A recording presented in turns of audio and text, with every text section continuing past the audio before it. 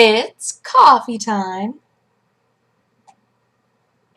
I'm noticing that if I make these videos late enough, my skin winds up looking vaguely blue. I can pretend that I'm kind of a purple person or a blue person.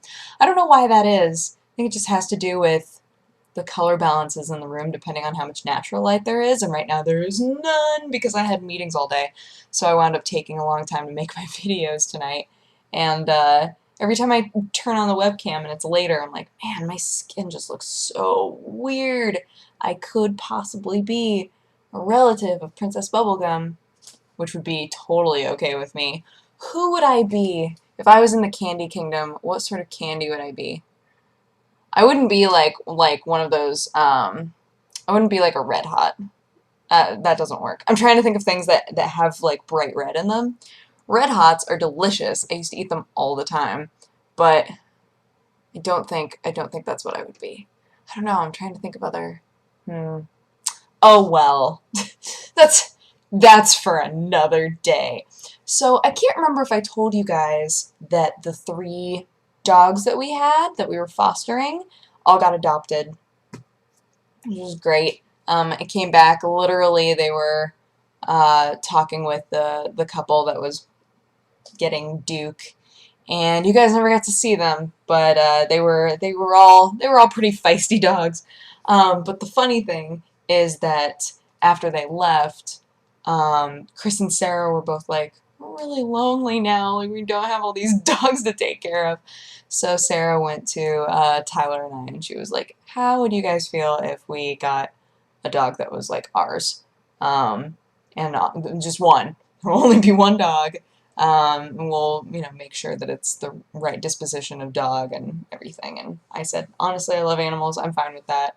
Uh, you know, that's cool. That's cool with me. I just hope that the dog doesn't hate me. So, like, a day later, she came home with a dog, which is so funny to me. Um, I think her name is Ari, and she's so cute. She's like a little black Doxy Chihuahua mix. And since she's like a permanent fixture, I will show you. I will show her to you. I know that I lied last time. Not knowingly. I didn't knowingly lie. But I know that I said that I would show you guys the other dogs, and I never did because they were always being feisty. So, but this dog is so sweet and so cute. She's literally the same size as my cat, and they're both black with like kind of the same color eyes. And so she is really intrigued by the cats. So she literally ran after Sherlock and got like right up in his face, and I was looking at them next to each other, and I was like, oh, you're like this. Oh my gosh, I want you to be friends so bad because you're like the same size. It's so cute. So I want that to happen. Sherlock doesn't want that to happen. He is not a fan of her so far. But I think she's just got a very good disposition. She's very sweet, and she doesn't bark constantly like the other dogs did. And I'm a fan. I'm a fan of Ari. I've decided she's alright. She didn't have that name, by the way. I think Chris named her.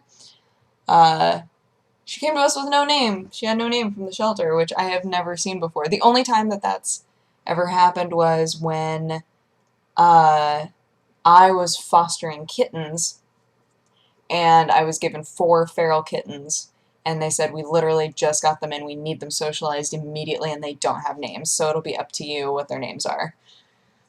And I remember I told you guys about that. I told you guys about Roy, Ed, Ho-Ho, and Olivia. They were the best, worst cats. Oh my gosh, I loved them. But yeah, Chris has realized through this whole process that he is not built to foster animals because he gets too attached. I think Sarah is the same way. So I did okay when I fostered animals. I did okay. There was always in every like batch, because I always got kittens, and it was usually for between 2 weeks and 2 months, and it really depended on how much they needed to be socialized. And there was always one cat in each batch. There was always one cat that I was like, you could be an amazing cat. Like, I wish I could keep you. But obviously I never did. Sherlock is my first cat. It's like my cat. I had a dog a long time ago.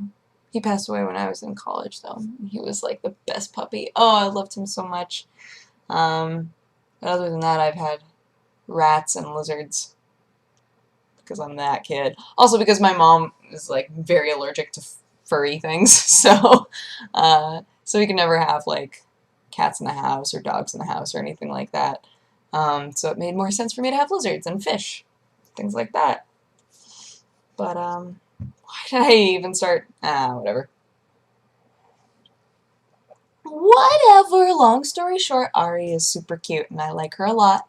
I approve, and I think that she and Sherlock can get along. She's only been here she came here last night, so I, th I think they can learn to love each other. They're like the same size. I want them to play and like snuggle and she's really, for being a Chihuahua mix, she's very chill.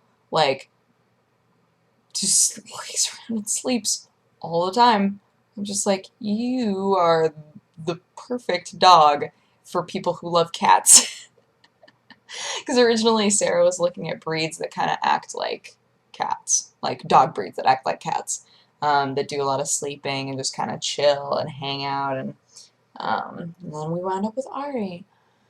I don't know if dachshunds are supposed to be super chill that way, but that's originally how she found Ari, I think. I don't know. I don't know a whole lot about dog breeds, honestly. The only dog breeds that I know anything about are the dog breeds that I've owned. I had a Dalmatian named Penny a long time ago.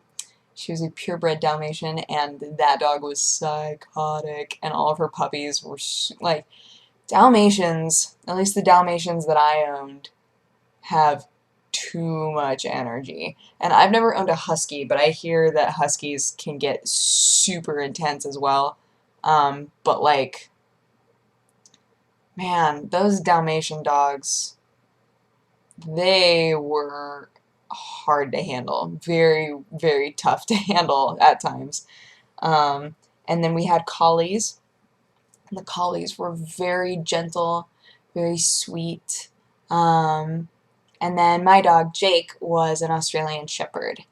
And he acted like a puppy his whole life, but he also wanted really badly to like make you happy, make you proud of him. So he listened really well. He learned very easily and he was very smart, but if he was left to his own devices, he was like rolling everywhere and chasing everything. And it was really sad when he passed, but the silver lining was that suddenly we had deer and squirrels and chipmunks and things showing up on our property again, and while we had Jake, that was not happening. Jake was like, "Don't you worry, I'm going to protect you from everything," and we were like, "Okay." We kept trying to get him to not chase the deer, but at the same time, if we weren't real on top of it, the deer sometimes ate away at the orchard, which was no good. So, oh, I miss my dog. Oh, Jake was the best dog. He was so sweet and so cute. I'm trying to remember how old he was when he passed. I think he was only like 6. He was pretty young, honestly. I don't know. He died of cancer, but none of us saw it coming. And the sad thing is, gosh, this episode is just going to wind up being like real sad by the end. I'm going to say this and then we're going to like change the topic to something happy. But I guess what the vet was saying is that sometimes animals that are very eager to please, uh, when you're not around them, they are sluggish and they show more signs that there's something wrong. But when they're around you, they're so happy to be around you that it's like they forget their pain, which is so like heartbreaking and sad. So when my dog passed, we had no idea. We never noticed that there was anything wrong with him. I do remember the weekend before um, the weekend before it happened, I had visited home, and Jake was acting a little bit tired. Um, like normally when I would get in the car, he would normally like run over to say bye to me, but he was walking over, like that sort of thing. And I said, I said to my parents, hey, like, just keep an eye on him, you know, and they had noticed too. And it was just like a couple days later, it was so insane, and it turns out he had bone cancer, like, all over his body. And it was just so sad. It's like we had no idea. You know, we loved that dog. We paid attention to him. Um, but he didn't show any signs until like a few days before. Just so crazy. So crazy. So now, now I get like kind of insane. Like I'm kind of crazy cat mom, and I feel like I'm justified in it. Like anytime that Sherlock acts remotely weird, I'm like, are you okay? Should I take you in? I'll give my, we'll give it a day, okay? If you're better in a day, then it's fine, you know? Because I'm always like, what if? But okay, wait. All right, we've already hit the 10-minute mark. No, we're gonna switch to something happy. Let's talk about lollipops. My favorite lollipop are the Jolly Rancher lollipops that are like cherry flavored. Oh my gosh. I used to love the green apple ones though, just because of the color, because they're green. And like they taste good as well. But once I got to that age where I realized that they turned my entire mouth green, I was not into it anymore, because that was also the age where I wanted to like start not looking dumb, right?